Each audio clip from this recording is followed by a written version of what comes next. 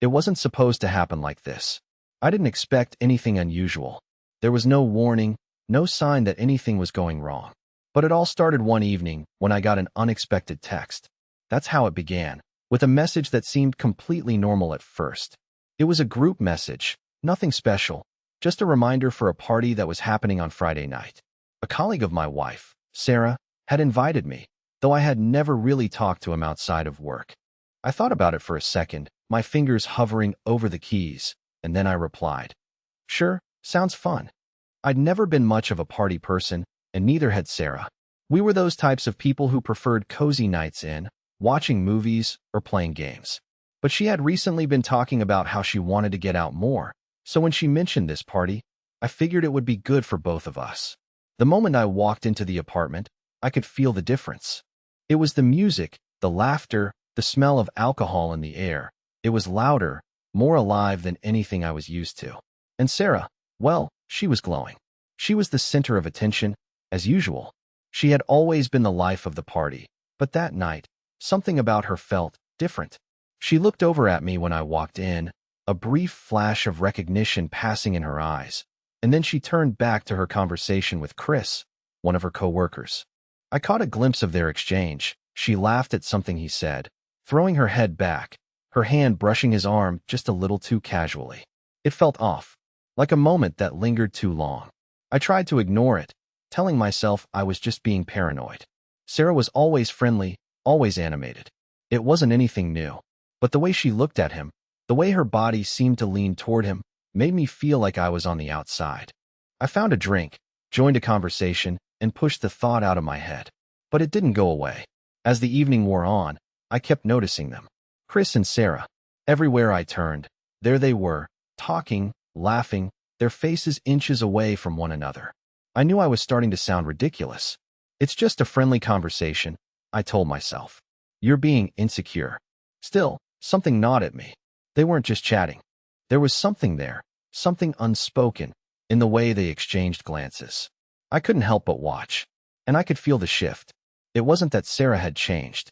It was that I had never noticed before how much she had always been the center of attention. But this time, it felt like she wasn't just being charming. It felt like she was putting on a show. The night ended with everyone heading out into the cool air, some people leaving in groups, others heading off solo. I decided to take the long walk home, just to clear my head. I was still buzzing from the party, but my mind kept going back to Sarah and Chris, the way they stood so close, laughing as if they shared an inside joke. I couldn't shake the feeling that something had happened, something more than just casual conversation. By the time I got home, Sarah was already in bed, her back turned to me, the sound of her breathing deep and even. I slid into the bed beside her, the darkness between us heavier than usual. I tried to sleep, but my mind raced. Had I missed something? Had I not paid enough attention to her? To us? The next morning, Sarah seemed perfectly normal. She was the same as always, chatting away as if nothing had happened. But the thing was, I couldn't stop thinking about it. It was a nagging feeling that stayed with me throughout the day. Something had shifted, and I couldn't let it go. Later that afternoon, I received a message from Chris. It was a simple text, something about a work project we were both involved in. But then, at the end of the message, he added, "By the way, had a great time last night.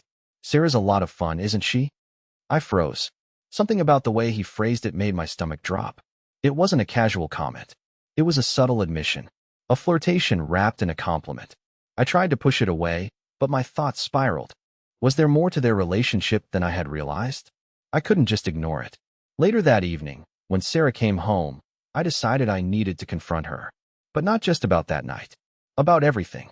About the changes I had been feeling but hadn't fully understood.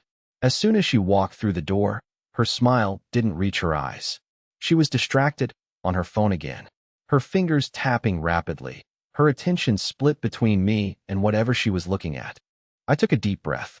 It was now or never. "Sarah," I said, my voice coming out steadier than I felt. "Can we talk?" She looked up at me, startled. "Of course. What's on your mind?" I hesitated, wondering if I was making a mistake. But the words slipped out before I could stop them.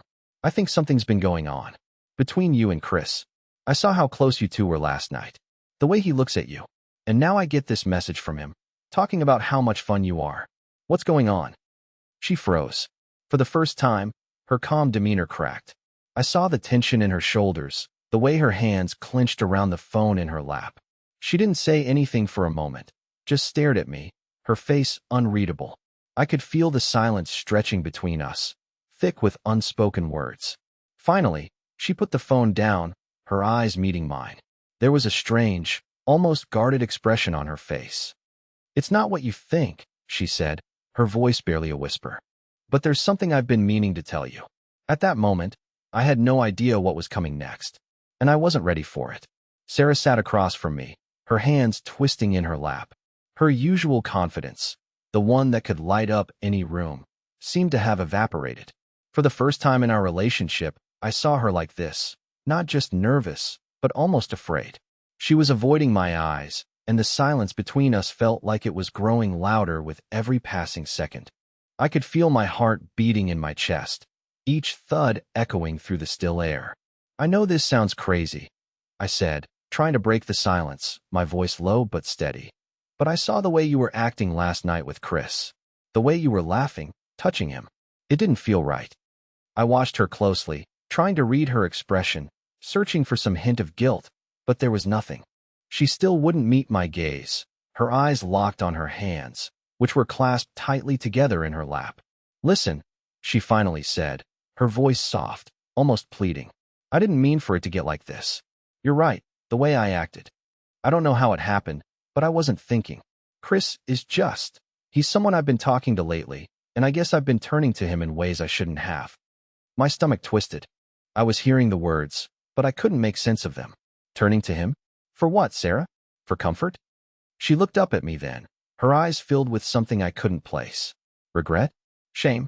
Yeah, she whispered, her voice barely above a whisper.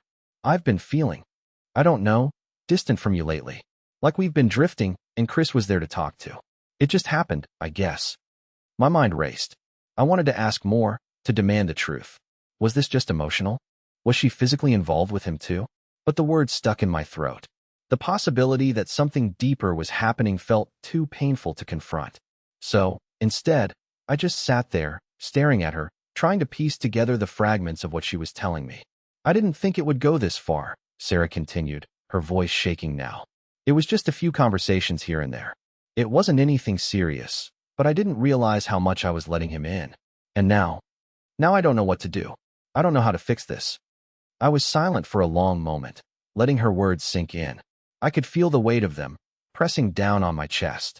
So, it wasn't just harmless flirting. She had been seeking emotional support from someone else, someone who wasn't me. My mind kept racing, playing over the moments I had seen them together, how she had laughed, how her eyes had sparkled when Chris spoke.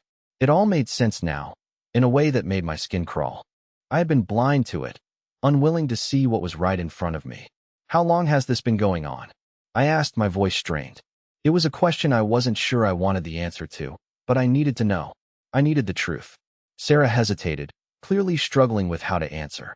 Finally, she looked at me, her eyes wet with tears. "A few months, I guess. It started with small conversations, but then it grew. He started confiding in me about his problems, and I did the same. I didn't know how to stop it. I never meant to hurt you. I swear I didn't." The room felt like it was closing in on me. A few months? How had I not seen it? The pieces were all there, but I had chosen to ignore them. My mind flashed to the late nights when Sarah would be on her phone, her face lighting up with excitement as she typed out messages. I never thought to question it. I never thought to ask who she was talking to, who was making her smile in that way. I had trusted her, completely, and now I felt like a fool. "But you didn't think to tell me?" I asked, my voice cracking slightly, the hurt making it hard to breathe. "Instead of coming to me, you go to him?" "I didn't know how to tell you," she whispered. "I was scared that you wouldn't understand. I didn't want to lose you. But I see now that hiding it, that was the mistake. I should have told you sooner." The silence between us grew thick again. I could feel the anger bubbling inside me, but I didn't know what to do with it. What was I supposed to say? That everything was fine? That we could move past this? It felt impossible, like trying to glue shattered glass back together. I stood up and walked to the window, trying to get some air. I needed space to think. My brain was a whirlwind of emotions: hurt, confusion, anger, betrayal. I had trusted Sarah with everything, and now I was left with nothing but doubt. Had I missed the signs? Had she been pulling away from me for longer than I realized? Or was it just this Chris guy? And what was his role in all of this? "You're not angry?" she asked, her voice quivering from behind me. I turned to see her standing in the doorway, her hands still nervously twisting in front of her. "I would understand if you were angry, but please, just talk to me. Please don't shut me out." I let out a breath, trying to keep my emotions in check. "I don't know what I feel right now, Sarah. I need time to process this. I didn't expect this. I didn't expect this from you." And as I stood there, facing the woman I had married, the woman I thought I knew better than anyone, I realized one painful truth. Things were never going to be the same again. Whatever trust we had built was cracked, and I had no idea how we could fix it, if we even could.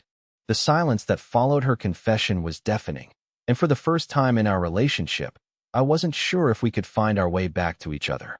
I couldn't bring myself to look at her anymore. The woman I had spent years with, the one who had been my confidant and my partner, was sitting there, breaking apart in front of me, and I didn't know how to fix it. My mind was still reeling from her confession, and I could feel the weight of her words pressing down on me. Every time I tried to think clearly, the image of her and Chris, laughing together, so comfortable, so familiar, kept creeping into my thoughts. I couldn't shake the feeling that I had been living in some kind of illusion. All those months where I believed everything was fine, that we were okay, that we were happy, it was all a lie. Or maybe it wasn't a lie, but something changed along the way, and I missed it. My gut twisted with the realization that Sarah had been seeking something from someone else that I hadn't been able to give her. That thought alone hurt more than I could describe. "I don't know what to say, Sarah," I muttered, my voice barely above a whisper. I felt exhausted, like I had just run a marathon and didn't know how to catch my breath. "You should have come to me. We could have worked through this together. But now, it feels like there's a wall between us, something I can't break down." She shifted in her seat, her hands now gripping the edge of the couch like she was trying to hold herself together. "I'm sorry," she said, her voice trembling. "I really am. But I didn't know what else to do. You were so distant lately. I kept trying to reach you, to talk to you, but you never seemed to listen. And Chris, he was just there. He made me feel seen again. He listened to me when I felt like I was invisible. I didn't mean for it to go this far." Her words stung. "Invisible?" I repeated, my voice low with disbelief. "Sarah, you were never invisible to me. But I guess I didn't realize I was missing something. I thought you were happy. I thought we were okay." "We were," she said quickly, her eyes wide with panic. "We were fine, but then everything started to feel empty. And when Chris started talking to me, I didn't feel so alone anymore. I felt alive. Alive." The word echoed in my head. It was the first time I had heard her say that she felt something in such a raw, honest way. I couldn't ignore it, even if it hurt to hear it. But I also couldn't help but feel like a part of me was slipping away. Something that had been ours, something that had held us together, was now gone. And the worst part? I didn't know how to get it back. "Do you love him?" I asked, the words slipping out before I could stop them. I didn't even know if I wanted to hear the answer. But I had to know. I had to know where I stood in all of this. She looked at me, her eyes widening in shock. "No," she said quickly, almost too quickly. "I don't love him. It's not like that. I care about him, but it's not love. It's just complicated." I didn't know whether to believe her. I wanted to, I really did. But the image of them together, the way she'd looked at him at the party, that had felt like something more than just complicated. That had felt like desire, like something was starting to burn between them. And I couldn't ignore that feeling, no matter how hard I tried. "Complicated," I muttered, shaking my head. "You're telling me it's just complicated?" She nodded, her hands now shaking slightly. "Yes. I don't know what's going on with me. I don't even know what I want anymore. I've just been lost. And Chris was someone who made me feel like I mattered." I was silent, processing everything she had said. The hurt was still there, but it was beginning to shift, morphing into something else, something darker, more urgent. There was so much I needed to understand. So much that didn't make sense. "You don't want to lose me, but you've already let someone else in," I said softly, my voice breaking on the last word. I couldn't help it. The realization that she had turned to someone else, emotionally, while I had been right there beside her. It felt like betrayal. A slow, quiet betrayal that had been happening under my nose without me even noticing. I didn't mean for it to happen, Sarah said again, her voice growing more desperate. I swear I didn't. But now it's out in the open, and I don't know how to fix it. How do I fix this, Alex? How do I fix what I've done? Her question hung in the air between us, heavy with the weight of everything unsaid. Could we fix it? Could we go back to the way things were? Or had this moment, this realization, already broken something so deeply that there was no going back? I didn't know. All I knew was that I couldn't keep pretending like everything was fine. There were cracks in the foundation, and I could feel it. The house we had built together was starting to crumble, and there was nothing I could do to stop it. I don't have the answers, I said finally, my voice raw. I don't know if we can fix this, but we can't just sweep it under the rug. You've been keeping things from me, and now I feel like I don't even know who you are anymore. She winced, as if my words had physically hurt her. And maybe they had. I hadn't meant to be cruel, but the truth was cruel. The truth was painful, and we both had to face it. I don't want to lose you, Alex, she whispered, her eyes brimming with tears. But I don't know how to get back to where we were. I don't know how to fix what I've broken. I stood up abruptly, pacing the room, my thoughts a whirlwind. I had no answers. No easy solutions. I had always been the one to hold everything together, to make sure we were okay. But now I was lost. I didn't know how to move forward from this. I didn't know what to do next. All I knew was that everything had changed, and I wasn't sure if I could live with that change, or if I even wanted to. As I turned to face her, I could see the raw vulnerability in her eyes, the regret, the fear. But I also saw something else, something I couldn't quite name. Maybe it was guilt, or maybe it was something more. But whatever it was, I could feel it pushing us further apart, and it scared me more than anything else. I don't know what happens next, Sarah, I said, my voice thick with emotion. But I can't keep pretending that everything's okay. Not when it feels like you've already checked out. And with that, the silence fell between us again, deeper and heavier than ever before. The following days passed in a strange, suffocating silence. It was like we were both waiting for something, an answer, a sign, or maybe even some kind of miracle to fix the rift that had opened between us. I could feel Sarah's presence in the house, but it was distant, like she was a ghost drifting through the space we had once shared so easily. We barely spoke. Small, awkward exchanges were the extent of our conversations, the tension too thick to slice through. Each time I saw her, I was reminded of the person I thought she was, but also of the person she was becoming. The person she had hidden from me. The walls she'd built, brick by brick, each secret she kept, each lie, no matter how small, that had woven this tangled web between us. It felt impossible to unravel it now. She had already let herself slip so far away from me. And the worst part? I didn't know if I could ever trust her again. I spent hours just walking around the house, trying to get a grip on the chaos in my mind. I thought I'd seen every piece of this marriage, every corner of it. But I had missed the cracks, the ones that had started forming slowly, unnoticed, until they split the foundation apart. One evening, Sarah sat down across from me at the kitchen table. She had that same defeated look in her eyes, the one she had worn when she first confessed, as if she had no hope left. For a second, I wondered what had changed. Was she finally realizing the gravity of what she had done? Was she feeling remorse for the lies, the way she had led me down a path I couldn't follow? Or was she just tired of pretending that everything was fine? I don't know what to say to make this better, she said quietly, her voice carrying the weight of 1,000 unsaid words. I wish I could undo it. I wish I could turn back time. I looked at her for a long moment. I saw her fidgeting with her hands, her fingers twisting around the edge of the napkin she had been holding. The words came slowly, but I knew what I had to say. Do you really? Do you wish you could go back? I asked, my voice edged with disbelief. Or do you just wish things were simpler? That you hadn't gotten caught? Her face tightened, and for the first time in days, I saw anger flicker in her eyes. It's not like that, she snapped, her voice low but sharp. I never wanted to hurt you. I never meant for any of this to happen.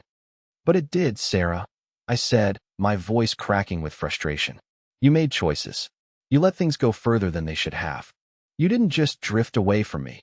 You made a conscious decision to seek comfort in someone else. Her lips parted, like she was about to respond, but then she stopped herself. I could see the internal battle playing out in her mind, the guilt gnawing at her, but also the denial. The denial that had kept her in this place, convinced that everything she did was somehow justified, that it didn't matter. I never wanted to fall for him, she murmured, her voice barely above a whisper. It wasn't like that. It was just easier to talk to him.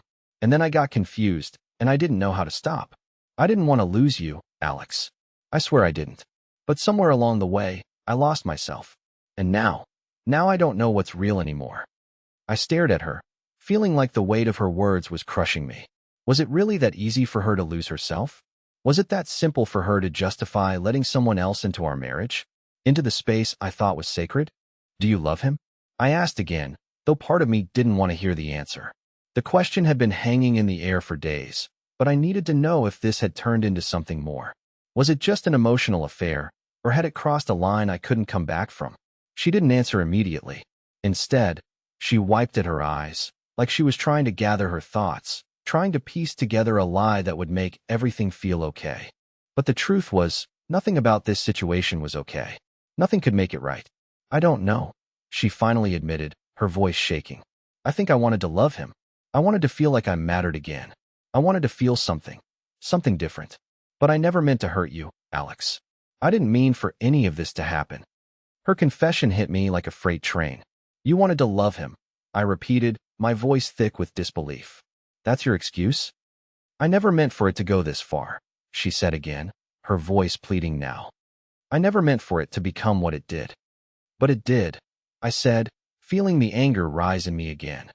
It went further than you're admitting, Sarah. It went way past just talking. You let him in. You opened a door, and now I don't know if I can trust you again. Her eyes filled with tears, and she reached for my hand, her fingers trembling. I know I messed up. I know I hurt you. I don't know how to fix this. And that's when it hit me. She didn't know how to fix it. She didn't know if she even wanted to. Maybe this was just a phase for her. Maybe she was lost, confused, seeking validation in the wrong places. But I couldn't ignore the sinking feeling in my gut. This wasn't just about Chris. This was about something much deeper, something that had been brewing in her heart long before he had entered the picture. I pulled my hand away from hers. The space between us felt wider now, like there was a gap that neither of us could close. She was still sitting there, her hands clasped tightly in her lap, her eyes pleading with me, but I could no longer see her the way I once did. The woman I had married, the woman I thought I knew, was no longer the same person. She had changed, and I wasn't sure if I could follow her anymore. I don't know if I can do this, Sarah, I said, my voice soft but firm. I don't know if I can keep pretending everything's okay when I don't even recognize who you are anymore. She looked at me, her face pale, the tears welling in her eyes. Please don't say that, she whispered. Please don't leave me. But I couldn't promise her anything. Because the truth was, I wasn't sure what was left for us.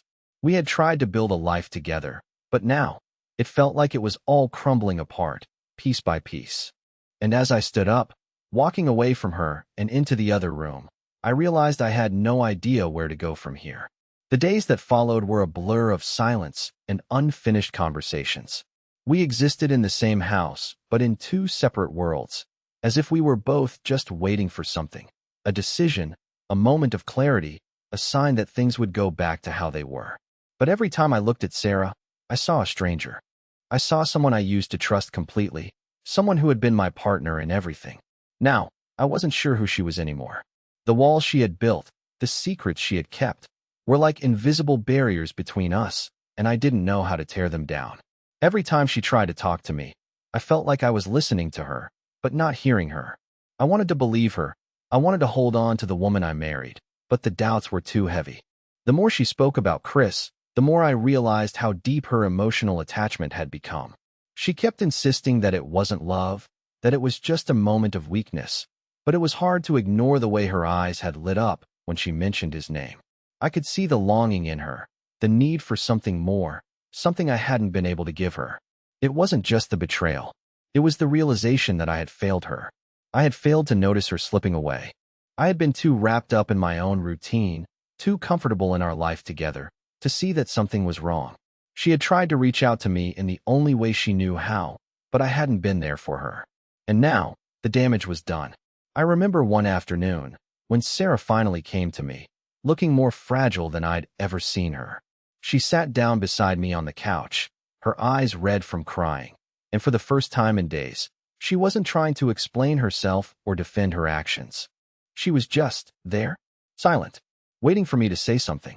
"I don't know what you want from me anymore," I said, my voice heavy with exhaustion. "I don't know how to fix this. You've changed, Sarah. I don't recognize the person you've become." She looked at me with such sorrow in her eyes that it made my chest ache. "I don't recognize myself either," she whispered. "I don't know who I am anymore, Alex. I don't know how I got here. I didn't mean for any of this to happen. I didn't want to hurt you." "I know you didn't," I replied quietly, though the words felt empty. "But you did, and now everything feels broken." Her hands trembled as she reached out, but I couldn't bring myself to take them. "Please, don't shut me out. I need you to help me fix this. I need you to help me find my way back to you." But how could I? How could I help her when I was still lost myself? How could I help her fix something that felt beyond repair? I wasn't sure if I even wanted to anymore. There was a part of me that just wanted to walk away, to leave this all behind and never look back. The betrayal had cut too deep, and the trust one had once felt for her was now a fragile memory. How could I ever believe her again? How could I trust her when she had broken something that seemed so unbreakable? I stood up, pacing the room, trying to sort through the chaos in my mind. "I don't know what to do, Sarah. I don't know how to go back to what we had, when it feels like you've already moved on. Maybe not physically, but emotionally. I don't know if I can compete with that. I don't know if I want to." The silence that followed was suffocating. Sarah's eyes followed me as I moved, and I could see the fear in them, the fear of losing me. But I wasn't sure I could stop it. The damage was done, and no matter how much we both wanted to fix it, I didn't know if we could. Maybe we weren't meant to fix it. Maybe we had both reached a point where we had outgrown each other. "I never wanted to leave you," she said, her voice breaking. "I swear I didn't. I don't know what happened. I don't know how I let it go so far." I turned to face her, my chest tightening with frustration. "How did you let it go so far, Sarah? You say it wasn't love, but it felt like love. You made a choice to let him in. You made a choice to push me aside. And now, I don't know if I can forgive you for that. I don't know if I can look at you the same way again." The words hung in the air like a dagger, and I could see her crumple under the weight of them. She looked so small, so fragile, and for a moment, I felt a flicker of guilt for being so harsh. But then I remembered how I felt, how she had made me feel like I was invisible, like I wasn't enough. She had turned to someone else when I should have been the one she came to. "I don't want to lose you," she said again, her voice trembling. "But I don't know how to make things right. I don't know how to fix what I've done. I don't know how to make you trust me again." The truth hit me like a slap in the face. I didn't know if I could ever trust her again. No matter how hard I tried, no matter how many times she apologized, I couldn't shake the feeling that something fundamental between us had broken beyond repair. "I don't know if I can either," I said, the words tasting bitter on my tongue. "I don't know if we can go back to what we were. Maybe we were never meant to be what we thought we were." She looked at me then, her eyes filled with something that felt like desperation, or maybe it was hope. But I couldn't answer her. I didn't have an answer for her anymore. I walked away, the sound of my footsteps echoing through the empty house, and I knew that, no matter what happened next, we were both standing on the edge of something we couldn't control. Something was broken, and I didn't know if we could ever find our way back from it. The days blurred together, each one indistinguishable from the last. I could feel Sarah's presence, but it was like she was a ghost haunting a place that used to be filled with life. We barely spoke, and when we did, it was a series of fragmented sentences, like we were trying to hold on to something that was slipping through our fingers. It was a familiar pattern that we both fell into, avoiding the hard conversations, pretending that maybe, if we didn't talk about the damage, it might just go away. But I knew better. The crack in the foundation was too big to ignore. I couldn't stop replaying that night in my mind. The night I confronted her. The night I learned everything I never wanted to know. It kept eating at me, gnawing away at whatever was left of the trust we had. I wanted to believe her when she said it wasn't love, when she insisted that it was a mistake, a moment of weakness. But every time I looked at her, all I could see was the betrayal, the emotional affair that had spiraled out of control. It was like I was seeing her for the first time, and the person I thought I knew so well was slipping through my hands. One afternoon, I found myself pacing the living room, trying to work through the thoughts that were crowding my mind. The house felt suffocating. The silence was deafening. Every little noise, The hum of the refrigerator, the rustle of a tree branch outside, felt like it was closing in on me. I couldn't stand it anymore. I needed to talk to her, to get it all out in the open, to figure out what had happened to us. But I wasn't sure where to begin. How do you confront the person you love when the truth you've just uncovered feels like a betrayal of everything you've built together? As if on cue, Sarah walked into the room, her eyes red from crying. She looked smaller, fragile, as though the weight of everything had finally caught up to her. She stopped when she saw me pacing, and for a moment, neither of us moved. There was so much unsaid between us, so much that needed to be addressed, but neither of us knew how to start.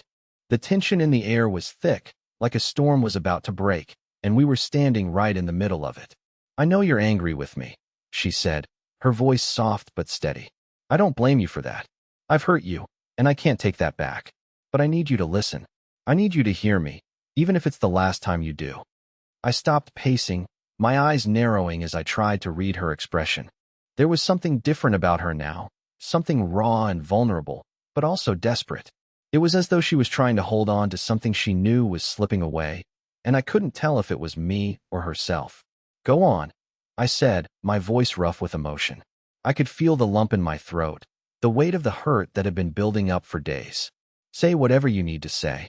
She took a deep breath, her hands clasped in front of her, trembling slightly. "I'm not asking for your forgiveness right now. I don't even know if I deserve it. But I need you to understand that I never intended for things to go this far. I was trying to fill a void that had been growing between us, a distance I couldn't ignore anymore. When I started talking to Chris, it was just a conversation. It was nothing at first, but somewhere along the way, it became more. I started confiding in him, and I guess I started to feel something for him. Not love, but something." My heart dropped into my stomach, the words hitting me harder than I expected. I knew this was coming. I knew I had to hear it, but hearing her say it out loud, so calmly, so matter-of-factly, felt like a punch in the gut. I couldn't breathe. I felt like I was being suffocated by the weight of her confession. "But why?" I managed to choke out. "Why, Chris? Why didn't you come to me? Why didn't you tell me you were feeling this way?" "I don't know," she whispered, shaking her head as if trying to make sense of it herself. "I think I was scared. Scared of losing you. Scared that if I admitted how I was feeling, it would make everything worse. I didn't know how to talk to you about it. I didn't know how to say that I was lost. I didn't know how to admit that I was looking for something outside of us." I shook my head in disbelief, the anger starting to rise in my chest. "So, instead of talking to me, instead of telling me what was going on, you ran to someone else? You let it go on for months, Sarah. You let it go too far. And now I'm supposed to just, what? Forgive you?" Her eyes filled with tears, but she didn't wipe them away. "I'm not asking for forgiveness. I'm asking for a chance to prove that I can be better, that we can be better. I don't want this to be the end of us, Alex. I swear, I never wanted it to get this far." I ran a hand through my hair, pacing again, trying to make sense of everything. How could I fix this? How could we fix this? The woman I had spent so many years with, the woman I thought I knew inside and out, had made a choice. She had chosen someone else. She had chosen someone else to fill the space that I should have been filling. And now I was left here, alone in this mess, trying to figure out what to do next. "I don't know if we can fix this," I said quietly, my voice shaking with frustration. "I don't know if I can go back to trusting you, Sarah. I don't know if I can pretend that everything is okay when all I feel is betrayal." She stood up slowly, wiping her eyes. "I understand, but I'm asking you to try. Please. I don't want to lose you. I don't want to lose what we had. I love you, Alex. And I'm sorry. I'm so sorry for everything." The words hung in the air between us, and for the first time in days, I felt like we were both standing on the same ground. But it didn't feel like enough. It didn't feel like it could undo the damage that had been done. I wanted to believe her. I wanted to believe that this was just a mistake, a moment of weakness that we could move past. But a part of me was still holding on to the hurt. A part of me was still holding on to the fact that she had let someone else into our marriage. Someone else had taken the space that should have been mine. "I don't know if I can, Sarah," I said finally, my voice barely a whisper. "I don't know if I can go back to that." And with those words, I walked out of the room, leaving her standing there, silent and broken, as I retreated to the one place that still felt like mine, the empty silence of the house we once shared. It wasn't until the next morning that I realized how deeply things had shifted between Sarah and me. The space between us had grown from something barely noticeable to an abyss that neither of us knew how to cross. I woke up early, well before Sarah, and stood in the kitchen, staring out the window at the gray sky. It felt like the world outside mirrored the turmoil inside me. The silence in the house was oppressive, suffocating even. It was the kind of silence you feel when something irreversible has already happened, but neither of you is ready to say the words that will change everything. The air was thick with unresolved tension. I had walked away from her the night before, and in a way, I knew I had made a decision to protect myself. But there was also a part of me that didn't want to walk away, didn't want to admit that we had reached the point of no return. That's what it felt like, though. No matter how much Sarah apologized, no matter how many tears she shed, I couldn't ignore the fact that she had broken something between us. It wasn't just the emotional affair with Chris, it was everything that had led up to it. The years of me failing to see her slipping away, failing to notice the cracks that had begun to form. It was a betrayal that had festered for months, and no matter how much she regretted it now, I couldn't erase the weight of it. I heard Sarah moving around in the bedroom, her footsteps light but hesitant, like she wasn't sure if I would still be there when she came out. When she finally did, she stopped at the doorframe, her eyes searching me for a hint of what I was feeling, but I couldn't give her one. I couldn't tell her what I didn't even know myself. "I was hoping we could talk," she said softly, her voice laced with uncertainty.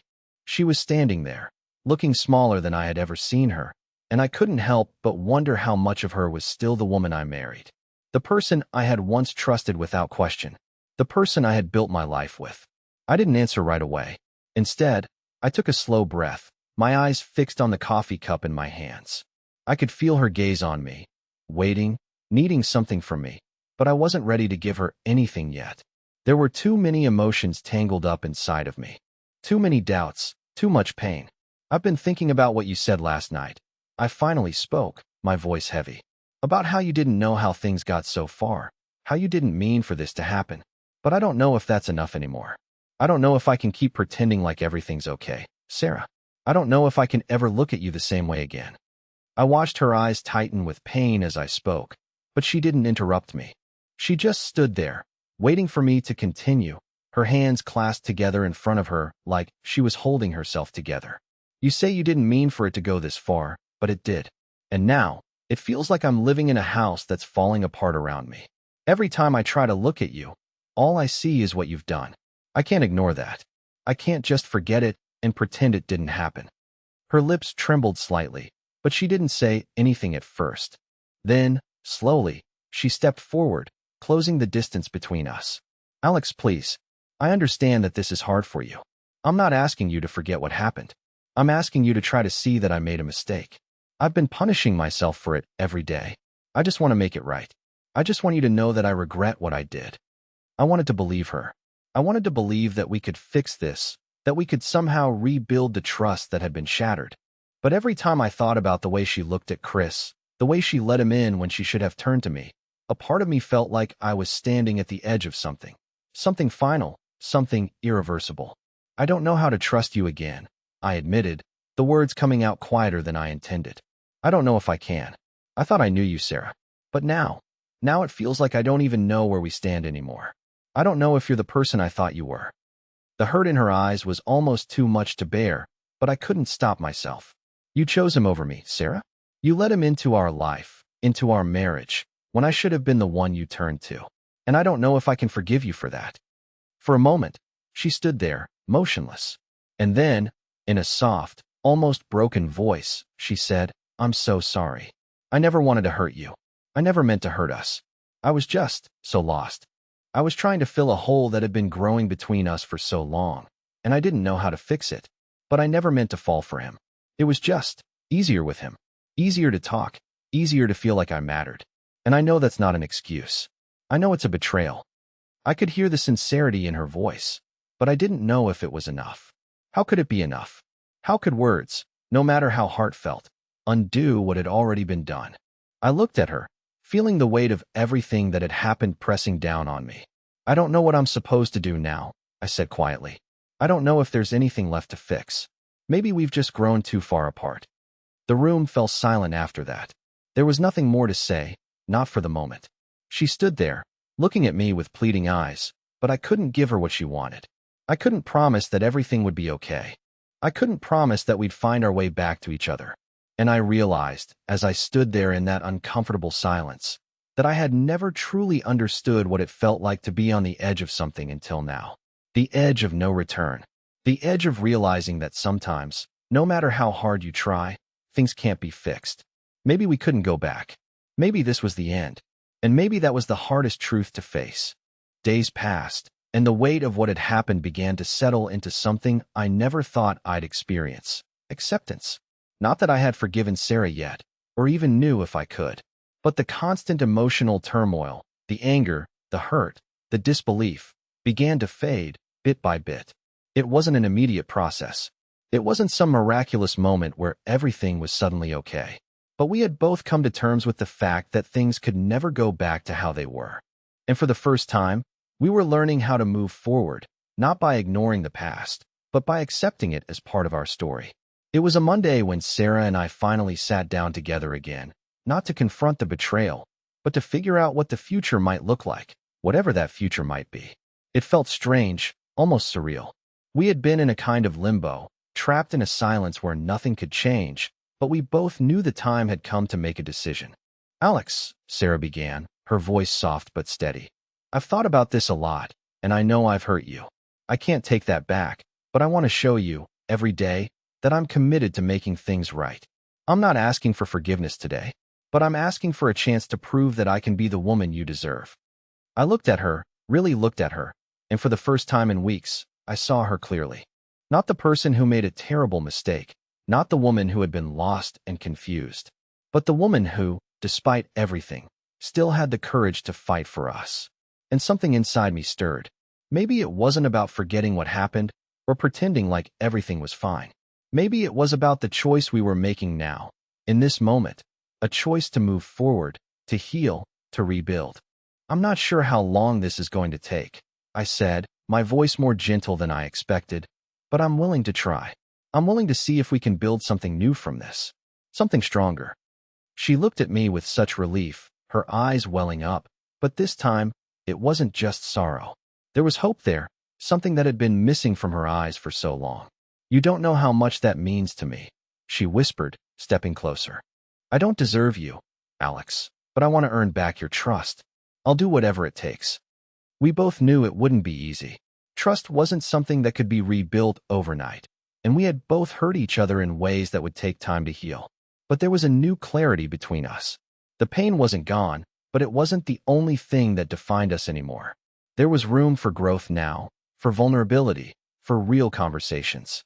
We had the opportunity to rebuild, not just our relationship, but ourselves. We spent the next few weeks talking, really talking, about what we both needed, what we both wanted. We talked about our fears, our regrets, and our hopes for the future. It wasn't always pretty, but it was real. And through it all, I started to see the Sarah I had fallen in love with again.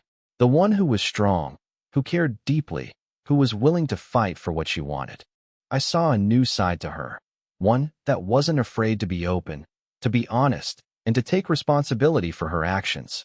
And gradually, I started to trust her again. Not all at once, but in small, quiet moments. The way she held my hand when we sat together. The way she spoke about our future with hope and excitement. She didn't ask for everything to be forgiven, but she asked for the chance to show me that she was ready to work for it. And that effort, that willingness to do the hard work, began to make a difference. It was one evening, sitting on the couch together, the quiet hum of the TV in the background, when I realized something. The fear that had gripped me before was gone. The weight of the betrayal still lingered, yes, but I wasn't drowning in it anymore. I was learning to breathe again. And Sarah was right beside me, still holding my hand, showing me that we could move forward. "I don't know what the future holds for us," I said, looking at her, my voice steady. "But I do know this. I'm willing to try. With you. And I think that's enough." Sarah smiled, a soft, genuine smile that made my heart lift. "That's all I need, Alex. Just a chance to prove that we're stronger than what happened, that we can make it through this." And for the first time in a long time, I truly believed her. We weren't perfect, and we didn't have all the answers. But we had each other, and that was enough to start again, to build something new, to heal the wounds we had created, and to turn the page on a new chapter of our lives. It wasn't a fairy tale. It wasn't going to be easy. But for the first time in weeks, I could see a glimmer of hope for our future. And with that, I knew we had the chance to make it better than it had ever been before.